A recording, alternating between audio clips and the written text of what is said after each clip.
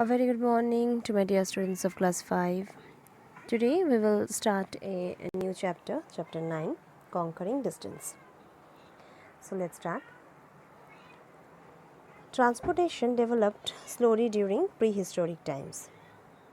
Okay, so means in the ancient times only transportation slowly had been developed. During the time people used to traveled on their foot, and they carried their infants and belongings strapped to their backs or heads. In time they slowly learned that they could drag loads along the ground on sledges. Now these sledges were made from logs, poles or anything else that could hold a load and be dragged by one or more people or dogs. Now, when the wheel was invented, the history of transportation had taken a new turn. Okay, the wheeled carts were pulled by oxen, then donkeys. Okay, after the invention of steam engine that was invented by James Watt, that marked the beginning of the greatest revolution in transportation.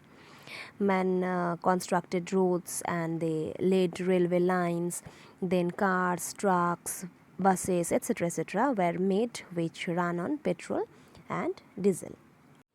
Now we will talk about one by one about the ways of transportation. Okay, at first, roadways. Today we can travel on land by roads or by rails. There are pathways, kacha roads, pakka roads, smooth roads all over the world. In India, a road between Ahmedabad and Vadodara is the first highway. Okay. Next, vehicles going in one direction are separated from the vehicles from the other direction by dividing the roads into two big paths. Okay, one part is meant for all the fast moving vehicles to run in only one direction, and the other part is for running in the opposite direction. Now let's talk about some of the famous roads. At first, the Grand Trunk Road.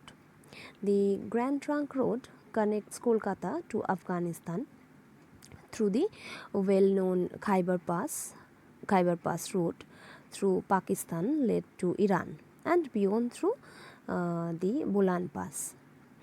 Next one is the Bharat-Tibet Road.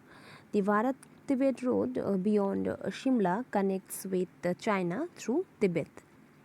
Then the Indian roads. Indian roads connect out the country with Nepal, Bhutan, Bangladesh, Myanmar and beyond. Okay, so these are some of the famous roads.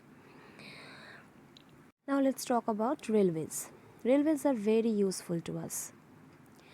Trains carry large number of passengers, goods all over from distance, means great distances. These are the chief means of transportation for bulky goods on land. For speedy distribution of import goods, the railways help a lot, and that is the reason the railway system is very important to trade and industry.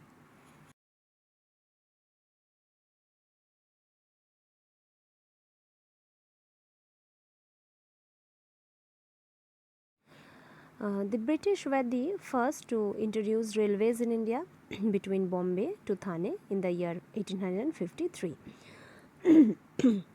The Indian Railway stands second in the world for transportation goods and passengers.